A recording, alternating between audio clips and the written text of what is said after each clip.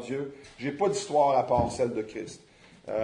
L'histoire de mon salut, c'est l'histoire de ce que Christ a fait pour moi et non pas ce que j'ai fait pour moi-même.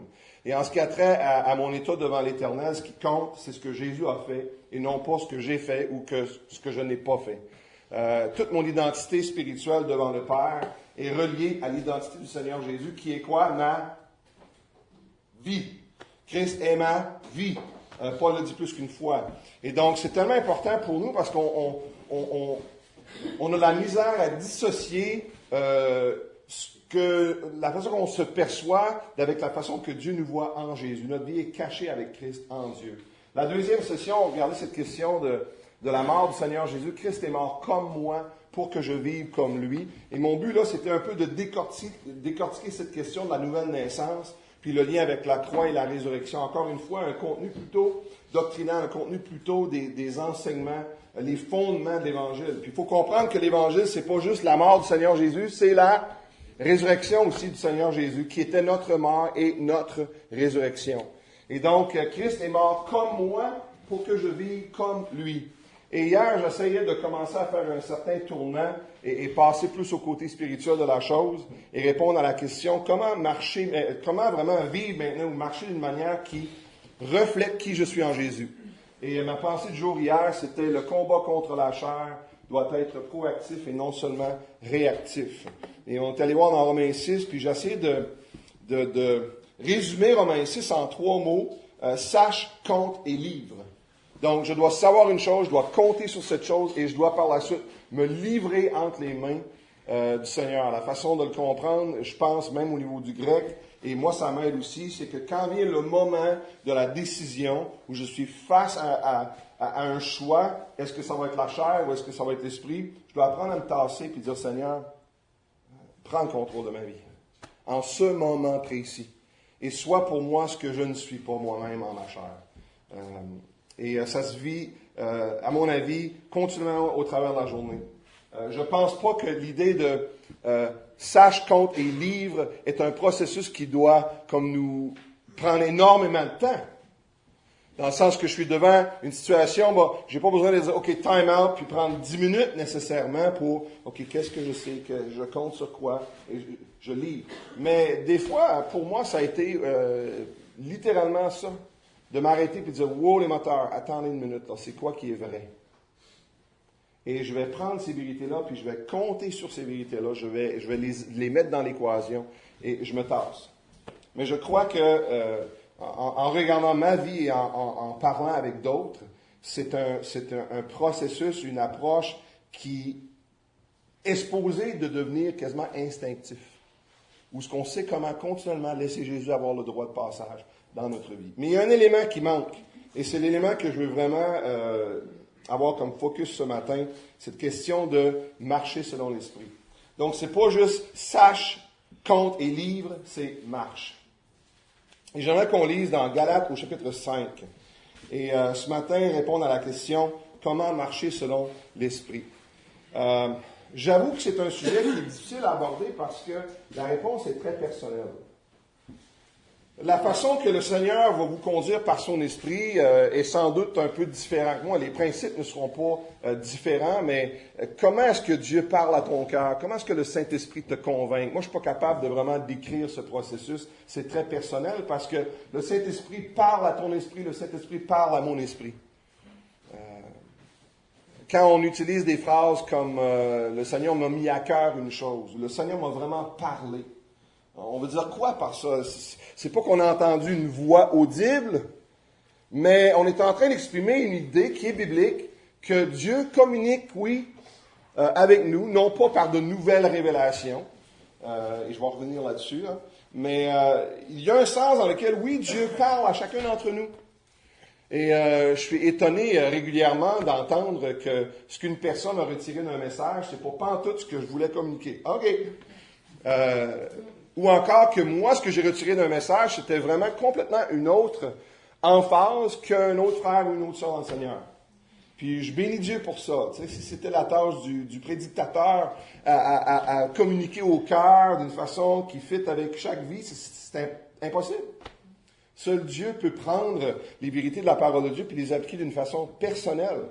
Mais si on posait la question suivante à la majorité des croyants aujourd'hui, explique-moi ce que ça veut dire que de marcher selon l'Esprit. Moi, en tout cas, dans mon expérience, la majorité des gens ne savent pas comment répondre. Ou encore, s'ils ont une réponse, c'est ultra vague. Dur vraiment d'y attacher un sens qui fait du sens. Et je trouve ça malheureux parce que c'est quand même un sujet basic dans la vie chrétienne. Paul nous dit dans le livre de Galates que notre seule façon de surmonter les désirs de la chair, c'est quoi? C'est de marcher selon l'Esprit. Donc, il importe, frères et sœurs, qu'on puisse comprendre cela, tout en reconnaissant qu'il y a un élément très personnel là-dedans qui, j'allais dire qu'il est non tangible, mais c'est pas vraiment que c'est non tangible, mais c'est dur d'exprimer, c'est très, très individuel. Mais tout cela étant dit, je crois qu'on peut comprendre l'enseignement de la parole de Dieu, puis comprendre quels sont les principes qui peuvent nous aider. Je lis au chapitre 5, et je vais lire un bon bout de texte ici pour nous donner une vue d'ensemble. Je lis au verset 13. Galates 5 et le verset 13. Frères, vous avez été appelés à la quoi? Liberté, pas à l'esclavage. À la liberté. Seulement, ne faites pas de cette liberté un prétexte de vivre selon la chair, mais rendez-vous par amour serviteurs les uns des autres. Car toute la loi est accomplie dans une seule parole, celle-ci, tu aimeras ton prochain comme toi-même. Mais si vous vous mordez et vous dévorez les uns les autres, prenez garde que vous ne soyez détruits les uns par les autres. Je dis donc, marchez selon l'Esprit et vous n'accomplirez pas les désirs de la chair. En passant, je trouve intéressant que ce verset-là est dans le contexte. Le contexte immédiat, c'est quoi? Cette question de nos relations avec les uns et les autres. Paul dit, garde, si vous vous mordez puis vous dévorez les uns les autres, prenez garde que vous ne soyez détruits les uns par les autres. Puis il y a beaucoup de ça dans le corps de Christ aujourd'hui. Et tout de suite après, il dit, je dis donc, marchez selon l'Esprit et vous n'accomplirez pas les désirs de la chair. Ça se peut-tu que, peut-être ce qui est indiqué ici, c'est que le premier domaine qui va être touché lorsqu'on commence vraiment à marcher selon l'Esprit, c'est peut-être cette question de nos relations les uns avec les autres. Je ne vais pas en faire une doctrine, ça, mais je trouve intéressant que le contexte de 5:16, c'est cette question de nos relations les uns avec les autres. Puis Dieu voulant, j'aimerais terminer sur cette note demain.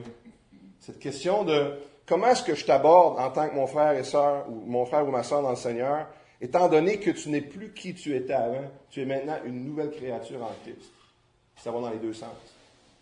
Il poursuit au verset 17, « Car la chair a des désirs contraires à ceux de l'esprit. Et l'esprit en a de contraires à ceux de la chair. Ils sont opposés entre eux, afin que vous ne fassiez point ce que vous voudriez. Si vous êtes conduits par l'esprit, vous n'êtes point sous la loi. Or, les œuvres de la chair sont évidentes. » Puis là, il sort toute une liste. C'est pas une liste complète. Ce sont la débauche, l'impureté, le dérèglement, l'idolâtrie, la magie, les rivalités, les querelles, les jalousies, les animosités, les disputes. C'est intéressant, il y en a beaucoup qui ont rapport avec nos relations, les uns avec les autres. Les divisions, les sectes, l'envie, l'ivrognerie, les excès de table et les choses semblables. En voulant dire, regarde, la liste n'est pas complète. Les choses semblables. Je vous dis d'avance, comme je l'ai déjà dit, que ceux qui commettent de telles choses n'hériteront point le royaume de Dieu. Mais le fruit de l'esprit, c'est quoi? L'amour, la joie, la paix, la patience, la bonté, la bienveillance, la foi, la douceur, la maîtrise de soi. En passant, je ne veux pas trop m'aventurer, là, mais quand vous êtes dans une situation où il y a une perte totale de contrôle, supposément au nom du Saint-Esprit, c'est carrément de la fausse doctrine, parce que un des résultats des fruits de l'esprit, c'est la maîtrise de soi. C'est pas la perte de contrôle, c'est la maîtrise de soi. Parce que Dieu n'est pas un Dieu de désordre, mais d'ordre. Donc, c'est pas un laisser-aller à toutes les sauces. Verset 23, la loi n'est pas contre ces choses. Ceux qui sont à Jésus-Christ ont crucifié la chair avec ses passions et ses désirs. Si nous vivons par l'Esprit, marchons aussi selon l'Esprit. Ne cherchons pas une vaine gloire, en nous provoquant les uns les autres, en nous portant en vie les uns les autres.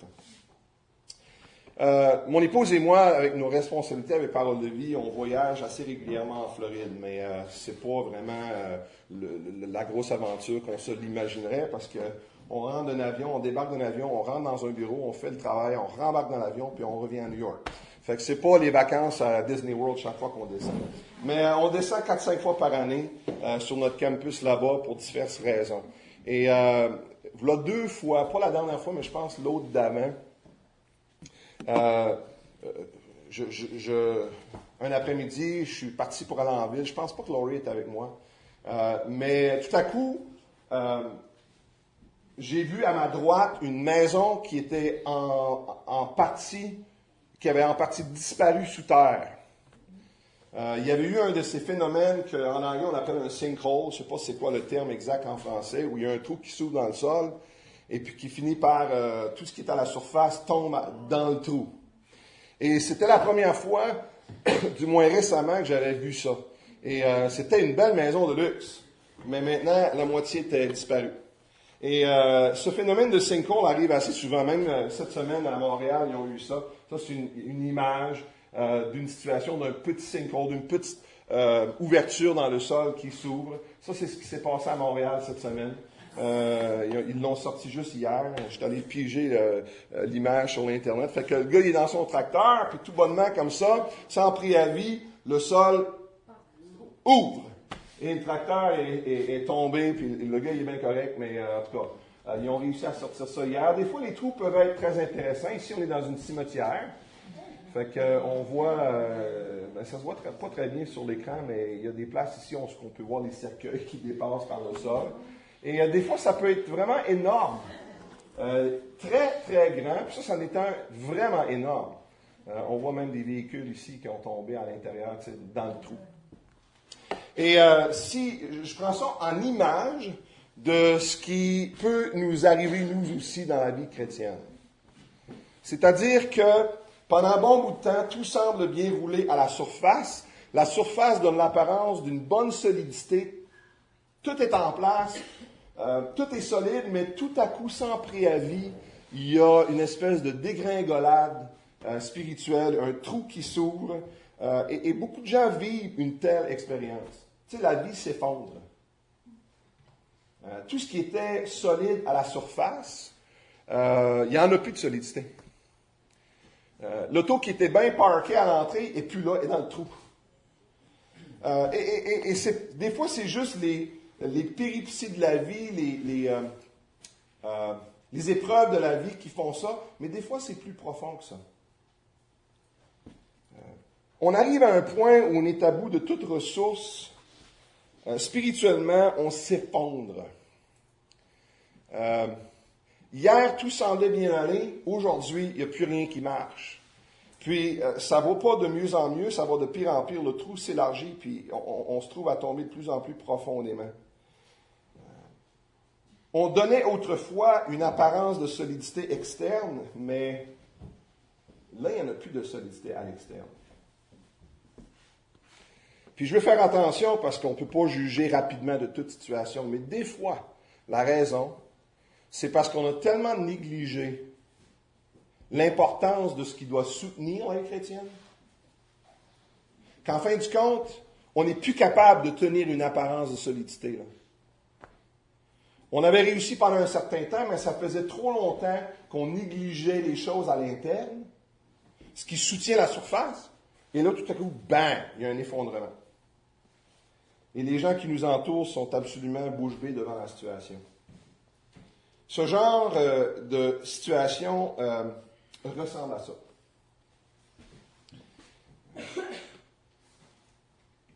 J'aimerais vous parler de l'importance ce matin de connaître la force à l'interne. La force à l'interne qui soutient la surface. Je ne veux pas vous parler d'une force physique, d'une force intellectuelle, je veux vous parler de force spirituelle. La sorte de force qu'on a besoin pour marcher dans la victoire sur le péché, oui, mais plus que ça encore, la force spirituelle qu'on a besoin pour faire face à énormément de différentes sortes de pressions à l'extérieur. Peut-être c'est la question d'avoir le courage qu'il nous faut. Peut-être c'est la question d'avoir le réconfort qu'on a besoin. Peut-être c'est le courage d'avoir, pas le courage, mais la nécessité d'avoir la sagesse qu'on a tellement besoin. Ou encore, peut-être c'est simplement la nécessité de connaître clairement la volonté de Dieu, puis pas juste la connaître, parce que c'est une chose de la connaître, c'est une autre chose de la faire. Des choses, donc, qu'aucune puissance humaine peut accomplir, une force à l'interne.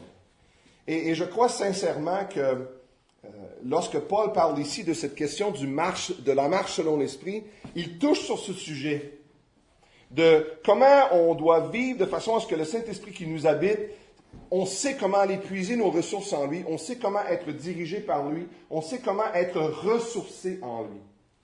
Et sans aucun doute, il y a beaucoup de textes sur ce sujet, mais mon préféré là, de tous les temps, c'est Éphésiens chapitre 3.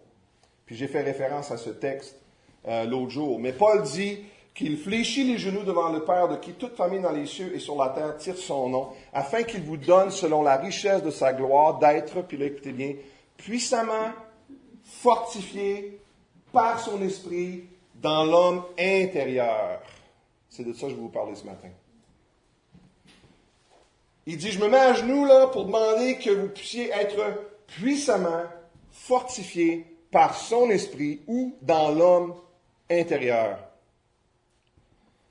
Ce verset-là, pour moi, depuis bien des années, je vous dirais à peu près depuis le début des années 90, c'est un des versets parmi tous les autres qui me revient parmi le plus souvent. Vraiment. Seigneur, je veux être puissamment fortifié par ton esprit dans l'homme intérieur. Décortiquons la pensée un peu ce matin du texte d'Éphésiens 3 et au verset 14. Pensez avec moi sur ce premier petit point. Quel est plutôt l'emplacement de la force spirituelle? Où est-ce qu'on puise notre force spirituelle? Eh bien, ça se dégage à l'intérieur. Ça, c'est la première chose que j'aimerais qu'on remarque. Paul va prier dans ce verset, il va dire, « je demande que vous puissiez être fortifiés par l'Esprit de Dieu, où? Dans l'homme intérieur. » OK, pensez à ça 2 minutes.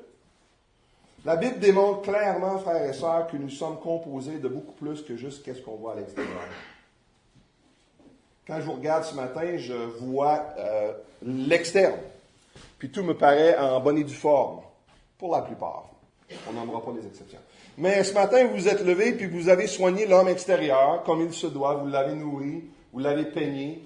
Si vous êtes une femme, vous y avez mis le visage. Si vous êtes un homme, vous avez enlevé le visage. Si vous êtes, peu importe, vous avez soigné l'homme ou la femme extérieur, externe. Comme il se doit. Et là, vous êtes ici ce matin, puis je vous regarde aller, puis tout semble bien à l'externe. Mais la parole de Dieu nous dit que nous sommes plus que corps. Nous sommes aussi âme et esprit. Nous sommes composés d'une partie à l'interne qui nous distingue des animaux. Nous sommes composés d'un intérieur qui est d'un grand prix devant Dieu. On n'est pas juste corps, nous sommes âme et esprit. Et cet homme, cette femme intérieure, c'est le vrai moi. Là. Je vis à l'intérieur de ce corps, mais le vrai Marc, vous ne le voyez même pas ce matin. Puis je ne vous vois pas réellement ce matin, le vrai vous. Là. Et c'est l'endroit où Dieu habite. Et c'est l'endroit où il désire vivre en communion avec nous. Et c'est l'endroit où il désire nous fortifier. C'est pas à l'externe, premièrement, c'est à l'interne. Le contexte d'Éphésiens 3, c'est le dernier verset du chapitre 2, verset 22, qui dit que nous sommes, par l'Esprit, l'habitation même de Dieu. Donc, Paul est en train de dire, regarde, vous êtes habités par le Saint-Esprit, vous êtes l'habitation du Saint-Esprit, ça se peut pas que vous soyez laissés sans force. Au contraire, vous êtes le temple même du Saint-Esprit. Et il faut comprendre que la place où Dieu va dégager sa puissance, c'est à l'interne. On doit se voir puis se comprendre comme étant à 2 parties. Tu sais, l'homme ne vivra pas de pain seulement, ça c'est le corps, mais de toute parole qui sort de la bouche de Dieu, ça c'est l'intérieur. Souvent je dois me dire, regarde, j'ai tellement bien nourri mon homme externe ce matin, mais je l'ai laissé crever spirituellement en ce qui a trait à la nourriture spirituelle. Je n'ai pas pris soin de mon homme intérieur. La Bible témoigne amplement de l'existence de l'extérieur et de l'intérieur. Par exemple, Matthieu 23, le verset 25. « Malheur à vous, scribes et pharisiens hypocrites, parce que vous nettoyez le dehors de la coupe et du plat, et qu'au-dedans, vous êtes pleins de rapine et d'intempérance. » Puis aux yeux du Seigneur Jésus, ça c'était une situation intolérable. Que l'externe soit tout propre et tout beau, mais à l'intérieur, vous êtes vidés. vous vous dirigez vers un sinkhole spirituel. Vous vous dirigez vers un effondrement. Quand vous avez à la surface quelque chose qui n'est pas soutenu par en dessous. L'homme intérieur, en passant aussi, est beaucoup, beaucoup plus important aux yeux de Dieu que l'extérieur. Je ne dis pas que l'extérieur n'a aucune importance, mais l'homme intérieur est de beaucoup plus grande importance que l'extérieur. 1 Samuel 16, le verset 7, l'Éternel ne considère pas ce que l'homme considère. L'homme regarde à ce qui frappe les yeux, mais l'Éternel regarde au cœur. 1 Pierre chapitre 3, le verset 3, c'est un texte pour les femmes, mais ça a un principe aussi vrai pour les hommes aussi. Ayez non cette parure extérieure qui consiste dans les cheveux tressés, les ornements d'or ou les habits qu'on revêt, mais la parure intérieure est cachée dans le cœur, la pureté incorruptible, écoutez bien ça, d'un esprit doux et paisible qui est d'un grand prix devant Dieu. Je ne pense pas que le texte est en train de nous dire que les femmes ne peuvent pas porter de tresses, ne peuvent pas porter de bijoux, parce que c'est marqué aussi les habits. Je pense qu'on s'entend qu'on est supposé de s'habiller. Mais l'idée, c'est que c'est pas là que vous mettez toute votre emphase. C'est pas là votre vraie beauté aux yeux de l'Éternel. Et c'est pas là non plus où devrait être votre vraie beauté, je dirais même, en ce qui a trait à nos relations les uns avec les autres, parce que la beauté externe, que ce soit du côté féminin ou masculin, là, ça disparaît avec le temps. Je suis pas mal moins beau que je l'étais il y a 20 ans. Merci, mon frère. Si j'ai jamais été beau, Laurie va dire que oui. Mais vous savez, en passant une petite parenthèse, vous êtes comme moi, je suis sûr. Mais je connais des personnes là, que leur extérieur, là, ils ont tellement de beauté dans le Seigneur Jésus là, que tu veux juste passer du temps avec eux autres. Ça, là, c'est ce que je convoite pour moi, tu sais, pour chacun d'entre nous. Parce que la beauté externe, là, c'est très éphémère. Mais ce qui est important aux yeux de Dieu, c'est la beauté à l'intérieur. Savez-vous pourquoi c'est tellement important pour Dieu? Et ceci m'amène à ma pensée du jour. Je l'ai réservé jusqu'à ce moment. La raison pourquoi tout ça est vrai, pourquoi c'est tellement important pour Dieu à l'intérieur, c'est que la nouvelle vie se vit depuis l'intérieur vers l'extérieur. Ça, c'est ma pensée du jour. Cette nouvelle vie dont on parle depuis 3 jours maintenant, cette question d'avoir une nouvelle identité en Jésus, puis comment est-ce qu'on vit cette réalité interne vers l'externe? Bien, justement, ce qu'il faut comprendre, pensée du jour, la nouvelle vie se vit depuis l'intérieur vers l'extérieur. Nous sommes des êtres spirituels, premièrement. Ensuite, nous sommes ce que nous sommes extérieurement.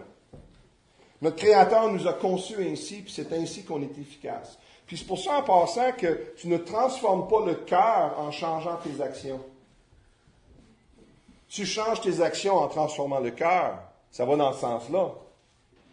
Le légalisme, là, c'est le désir de vouloir essayer d'accomplir un objectif spirituel à l'interne par l'imposition de choses à l'externe. Tu ne peux pas fonctionner ainsi. Parce que la nouvelle vie se vit dans l'autre sens, depuis l'intérieur vers l'extérieur. Jésus a dit dans Luc 6 et le verset 45, 2 textes que je veux vous rappeler. L'homme bon tire de bonnes choses du bon trésor de son cœur. Et le méchant, même chose, tire de mauvaises choses de son mauvais trésor, car c'est de l'abondance du cœur que la bouche parle.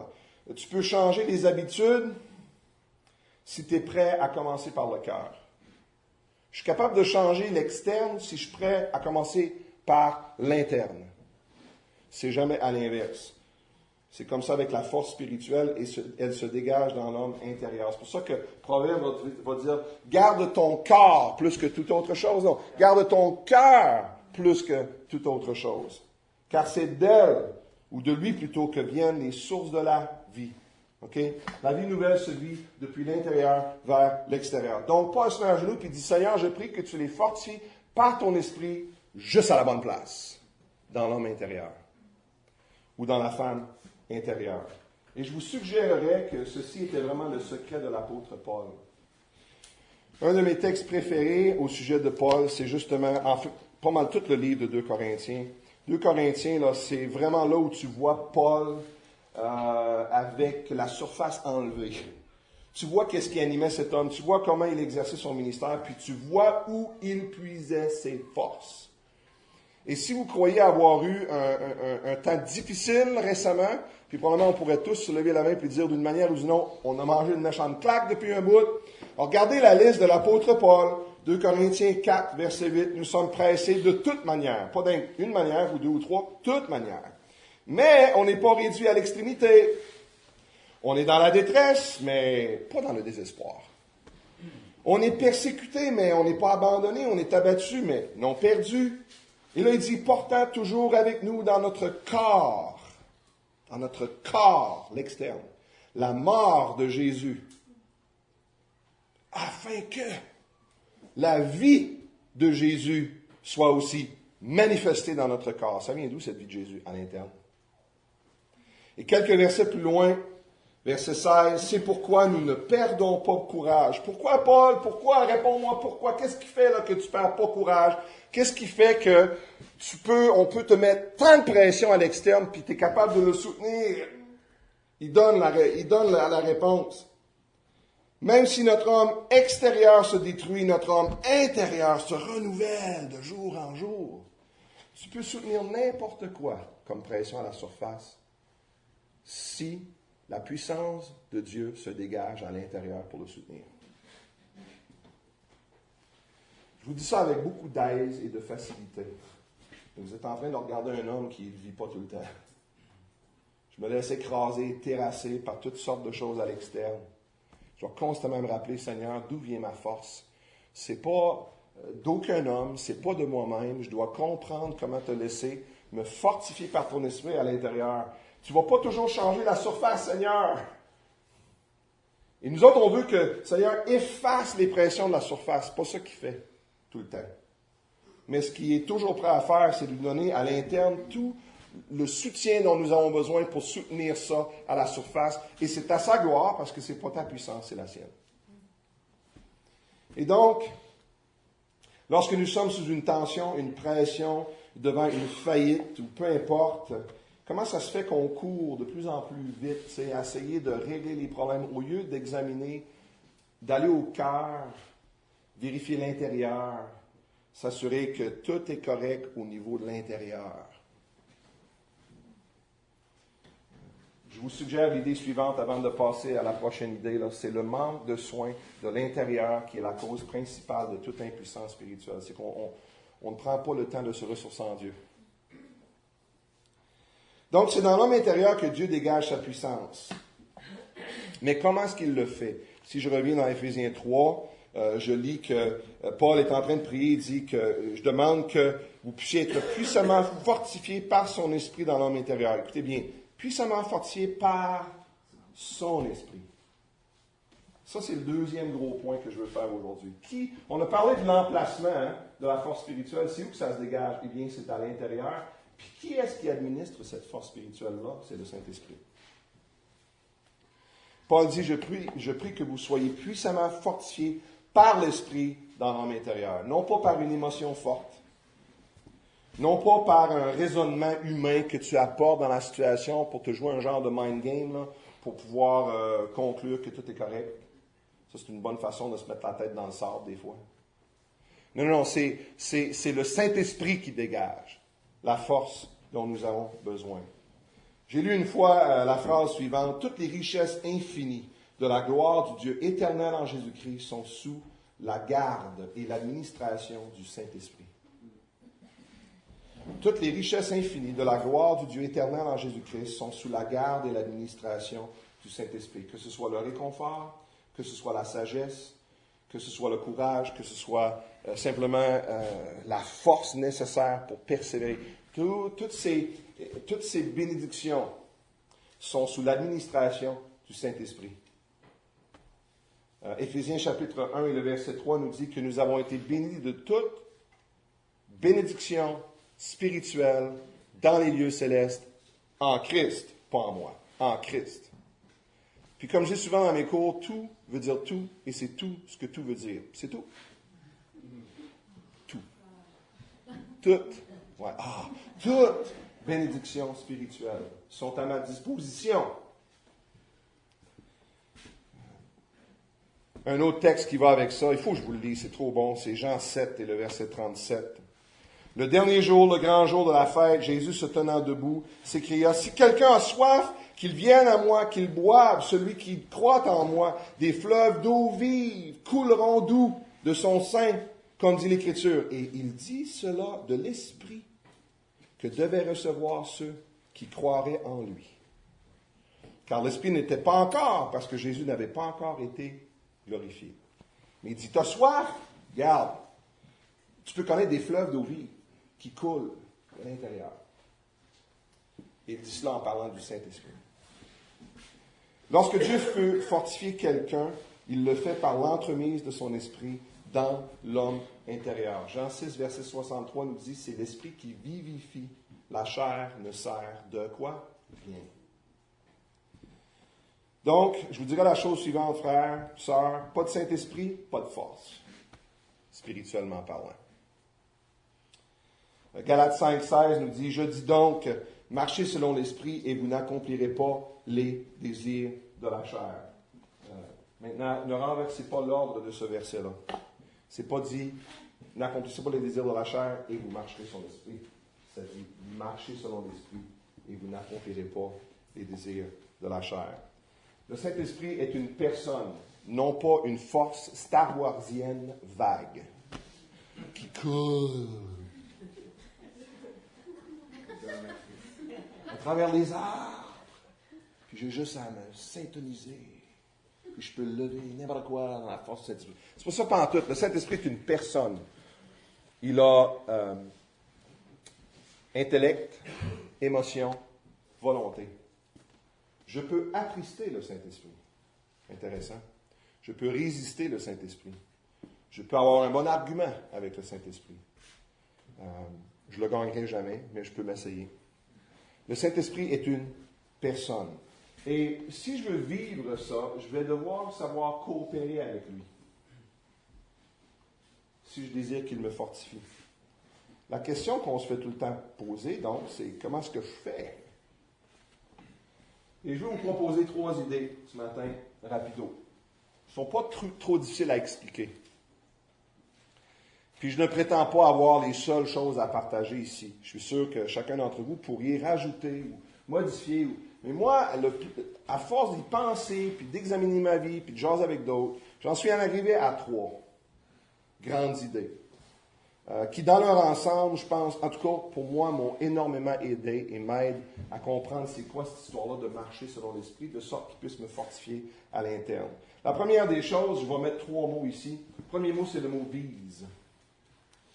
Et l'idée derrière le mot « vise » est la suivante, c'est que si je veux vraiment marcher selon l'Esprit, il va falloir que je fixe comme objectif de glorifier Jésus-Christ dans tout ce que je fais. Savez-vous pourquoi? Parce que c'est ça l'objectif du Saint-Esprit.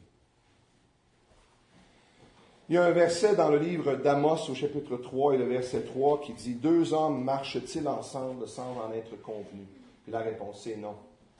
Je ne peux pas avoir une marche avec Laurie si on ne s'entend pas sur au moins 2 choses, la direction et la vitesse. Si on sort dehors pour avoir une marche ensemble, on doit s'entendre sur la direction dans laquelle on va marcher et 98,999% du temps, on s'entend là-dessus. L'autre chose, c'est qu'il faut s'entendre sur la vitesse de la marche. Puis seulement 5,6% du temps avons-nous un accord là-dessus. Parce que moi, j'ai tendance à marcher tellement vite, puis elle marche beaucoup plus lentement. Surtout si elle est en robe ou jupe. Elle est en train de nous dire, regarde, ralentis, ralentis, ralentis. Amos 2,2 nous dit, 2 hommes, 3,3 plutôt, 2 hommes marchent-ils ensemble sans en être convenus? La réponse, c'est non. Prenons ce principe-là avec l'idée de marcher selon l'Esprit. Si nous allons marcher selon l'Esprit, il va falloir qu'on s'entende, qu'on va aller dans la même direction que lui, puis à la même vitesse. Donc, dans quelle direction est-ce que le Saint-Esprit veut marcher? Si je dois marcher dans la même direction qu'il veut marcher, dans quelle direction est-ce que le Saint-Esprit, règle générale, désire marcher? En passant, Galates 5, 25 dit « Marchons selon l'Esprit ». En anglais, dans une des versions anglaises, je l'aime beaucoup. C'est dans le NIV, New International Version. La traduction, c'est « Let us keep in step with the Spirit ». Je trouve ça vraiment intéressant comme concept, d'aller au même rythme, un pas à la fois avec le Saint-Esprit. C'est un très, très bon principe. Dans quelle direction est-ce que le Saint-Esprit veut aller? Jean 16, 14, il veut glorifier Jésus-Christ. Il veut mettre Jésus-Christ en exposition devant le monde. Donc, si je n'ai pas cet objectif-là, c'est bien beau. Le Saint-Esprit sera peut-être à l'intérieur de moi, dans le sens qu'il m'habite, mais lui, il s'en va dans cette direction-là si moi, je vis pour moi-même. Si tout ce que je veux faire, moi, c'est de chercher à me mettre en exposition, ben moi, j'ai une marche, mais je m'en vais par là. Le Saint-Esprit, il s'en va par là, jamais je vais connaître la marche selon l'Esprit. Trop souvent, on veut avoir la puissance de Dieu pour nos projets. On ne l'aura pas. Souvent, on veut que Dieu nous remplisse, puis nous anime, puis nous encourage, nous fortifie pour l'accomplissement de notre agenda. Donc, si je veux vraiment connaître une diffusion de la puissance de Dieu par l'Esprit de Dieu, je vais devoir fixer comme objectif le même objectif qu'il a. Puis c'est pas de me mettre en exposition, c'est de mettre Jésus-Christ en exposition devant le monde. Ce principe est très large. Souvent, on veut connaître la volonté de Dieu. Pas nécessairement pour la faire, mais pour pouvoir la comparer avec 2, 3 autres possibilités. Puis là, on va décider si on va faire la volonté de Dieu. Seigneur, montre-moi ce que je devrais faire. Je ne te garantis pas que je vais le faire, mais montre-moi ce que tu voudrais que je fasse, puis je vais le mettre sur l'étagère à côté de mes 3 ou 4 autres petits projets personnels. Et là, une fois que je sais, puis je peux comparer, puis décider qu'est-ce qui serait le meilleur, je vais faire mon choix. On joue des jeux avec Dieu. On devrait dire, Seigneur, parle qu'à ton serviteur écoute, puis quand je sais qu'est-ce que tu veux que je fasse, je vais le faire. C'est un peu la même idée ici. Je veux que le Saint-Esprit m'anime, me fortifie, bien je vais devoir avoir comme objectif non ma propre volonté, non pas l'avancement de ma cause, non pas de me mettre en exposition devant les gens, mais que Jésus-Christ soit mis en évidence, que Christ soit glorifié en moi. Comme Jean-Baptiste disait, il faut que lui, il croisse et que je diminue. Oh, quand le Saint-Esprit entend que c'est ça ton objectif, c'est comme si les oreilles du Saint-Esprit lèvent, là, je ne veux pas manquer de respect, là, mais tu sais, comme un chien là, qui écoute, là, hey, c'est ça que je veux, moi aussi. C'est une personne, le Saint-Esprit. Donc, vise. Je dois avoir comme objectif de glorifier Jésus-Christ dans tout ce que je fais. Deuxième mot, c'est le mot écoute. J'ai comme objectif de glorifier Christ. OK, maintenant, écoute. Qu'est-ce que je veux dire par là? Sensibilise ton cœur, Marc, à la voix du Saint-Esprit. Puis c'est ici qu'on commence à rentrer sur un terrain très personnel. C'est difficile de décrire en le minutieux détail, mais je vais quand même mettre quelques principes, je pense, qui sont archi importants. Si on veut sensibiliser nos cœurs, moi j'aime des fois dire nos oreilles spirituelles, pour entendre ce que le Saint-Esprit veut nous dire, il me semble qu'il y a 3 choses qui sont non négociables. La première serait la solitude et le silence. À quelque part, il va falloir qu'on cultive dans nos vies des moments où on se retire de la foule, puis c'est moi puis le Seigneur. Puis peut-être j'ai besoin même de choses comme de la bonne musique, de worship music, de la bonne musique d'adoration pour m'aider à calmer mon cœur. Mais tôt ou tard, je dois en arriver au silence. On n'arrive pas là souvent en 2013. Mais je vous lance le défi d'examiner la vie du Seigneur Jésus, puis vous allez voir qu'il se retirait régulièrement pour être à l'écoute de son papa. Mais nous, on vit dans un monde où il n'y a pas si longtemps que ça, quelqu'un a inventé le Walkman. C'était la première fois dans l'histoire de l'humanité où ce qu'on pouvait littéralement traîner du son n'importe où. Va au milieu du désert du Sahara, tu peux écouter de quoi. C'est la première fois dans l'histoire de l'humanité, ça. Ça l'a viré en Discman, ça l'a viré en MP3 player, ça l'a viré en iPod. Puis là, je peux amener mes 30 000 tunes partout. Puis aujourd'hui, là, on n'est plus capable de tolérer le silence.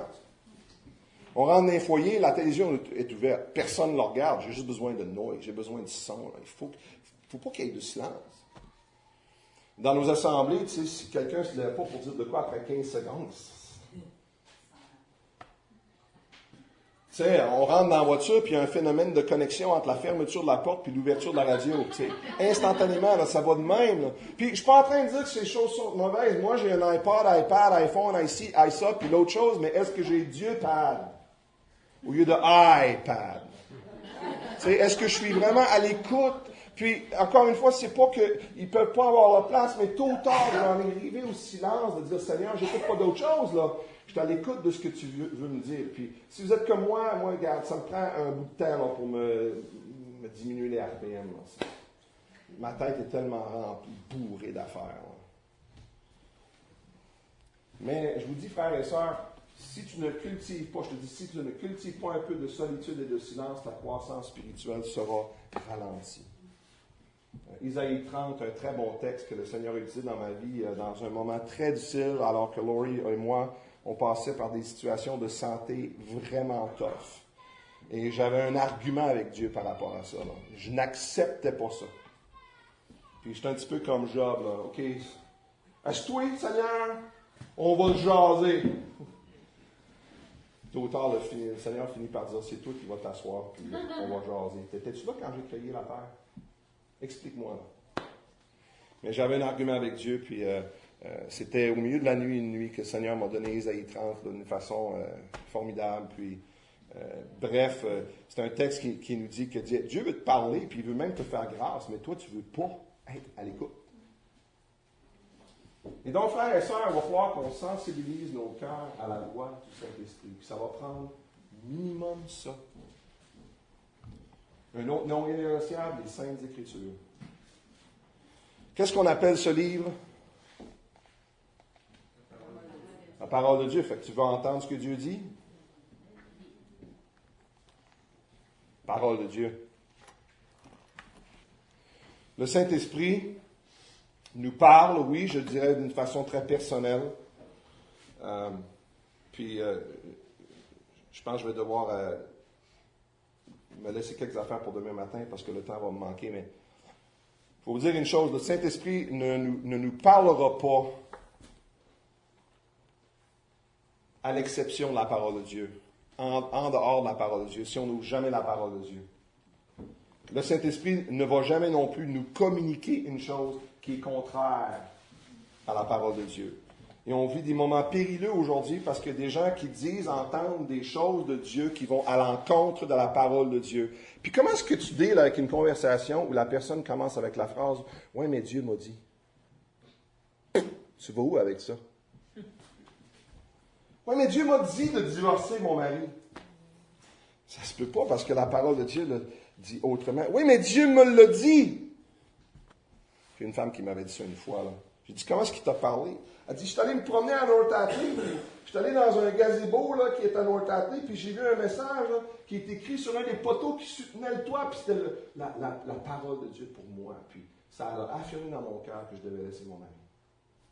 Dieu m'a parlé. Qu'est-ce que tu fais avec ça? Je vais-tu argumenter avec Dieu? Non, Dieu ne t'a pas parlé, parce que le Saint-Esprit ne va jamais rien te dire qui va aller à l'encontre de ce que Dieu a déjà dit. Donc, les Saintes Écritures sont un non négociable. Il va falloir qu'on ait du temps où on se retire. Peut-être que la musique peut nous aider, puis du bruit, tu sais, pour nous calmer les nerfs. Je sais que une bonne musique, ça m'aide à diminuer les RPM, là. Puis amener mon cœur dans un état où je suis à l'écoute. Mais tôt ou tard, il faut que j'arrive au point de fermer le faire le stop, puis d'être comme le jeune Samuel, parle qu'à ton serviteur t'écoute, puis je rajouterais peut-être le mot uniquement. Je t'écoute pas en plus d'écouter d'autres choses. Je t'écoute, Seigneur. Et ma Bible est ouverte. Et le troisième non négociable, c'est la supplication. Et je suis déjà rendu là dans ce que je suis en train de vous dire. C'est de dire, Seigneur, qu'est-ce que tu veux que je fasse? Je vais poursuivre un peu plus demain là-dessus, parce que je voulais prendre un peu plus de temps. Ça va me manquer ce matin. Mais tout ça est impossible sans être intentionnel. Ça ne se fait pas tout seul. Je ne sais pas si vous avez un horaire comme moi, mais regarde. Si je ne fais pas intentionnellement, puis je ne le fais pas assez, ça se passera pas, ça. Une personne qui a dit une fois, alors, on devrait prendre 1 minute par heure, 1 heure par jour, 1 journée par mois, puis 1 semaine par année, pour juste être seul avec le Seigneur, puis être à l'écoute. 1 minute par heure, c'est faisable. 1 heure par jour, c'est faisable. 1 jour par mois, un petit peu plus tough, mais on est capable de le trouver pour les sports et toutes les autres patentes qu'on a besoin, supposément. 1 semaine par année.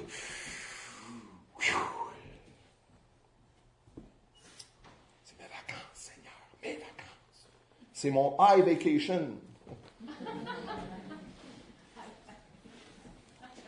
Mes frères et sœurs, si on ne prend pas le temps d'être à l'écoute, de sensibiliser nos oreilles, notre écoute, notre cœur à ce que le Saint-Esprit veut nous dire, eh bien notre croissance spirituelle sera au minimum ralentie. Il y a un dernier que je vais réserver pour demain, puis je vais expansionner encore sur une couple de petites affaires que je veux faire. Mais déjà ici, là, on a un bon projet pour aujourd'hui. De s'examiner puis de dire, hey, qu'est-ce que je vise dans ma vie? Qu'est-ce que je vise? Est-ce que ma cible, c'est-tu moi? C'est-tu mes projets? C'est-tu l'avancement de ma cause? C'est-tu de me mettre en exposition devant les gens pour que tout le monde m'acclame moi? Puis je ne suis pas en train de dire qu'on ne peut pas être devant le monde puis faire quelque chose, mais le visu, la cible de ma vie, c'est de mettre qui en évidence? Numéro 1, numéro 2, de sensibiliser mon cœur à la voix du Saint-Esprit. Et en passant des moments comme celle-ci, comme ceux-ci, dans un camp comme ici, avec une si belle nature, là, c'est des bons moments, ça. C'est des bonnes occasions. Et avec des jeunes enfants, on s'entend que, encore là, c'est toute une autre couche de challenge quand tu as ça. Mais c'est pour ça que, en règle générale, on est deux, tu sais. Fait que peut-être qu'on peut se spotter l'un l'autre et dire, regarde, va prendre un temps avec le Seigneur, là. Puis ensuite, on inverse les rôles, puis toi, va prendre un temps avec le Seigneur. Mais ne manquez pas l'occasion, même aujourd'hui, de vous retirer un peu, puis d'être à l'écoute du Seigneur. Puis d'examiner vos cœurs, puis de dire, et où, là, mon visu, là, je vise quoi dans la vie? Tout ça a rapport avec cette question de marcher selon l'Esprit, qui a rapport avec quoi? Comment est-ce que je vis mon identité en Christ? Que le Seigneur puisse nous aider. Amen. Prions. Seigneur grand Dieu, nous sommes devant de grands thèmes de ta parole, des thèmes super importants. Et je pense que chacun d'entre nous, en tout cas moi pour ma part, chaque fois que je considère un tel sujet, je suis vraiment profondément interpellé. Si je compare la quantité de temps que j'investis à soigner l'homme externe, puis je le compare avec la quantité de temps, d'énergie, d'effort, de valeur que j'accorde aux soins de l'homme intérieur, je comprends, Seigneur, pourquoi trop souvent je suis affaissé à la surface. Aide-nous, même aujourd'hui, à pouvoir prendre un petit pas dans la bonne direction. De pouvoir s'examiner nous-mêmes, se poser la question, qu'est-ce que je vise dans la vie? Puis je suis à l'écoute de qui ou de quoi? Aide-nous, Seigneur, à sensibiliser nos cœurs pour être à l'écoute de ce que tu veux nous dire. Et merci que tu es prêt à nous parler. Et je te demande ces grâces pour le bienfait du Seigneur Jésus, pour l'avancement de sa cause et en son nom. Amen. Bon, voilà.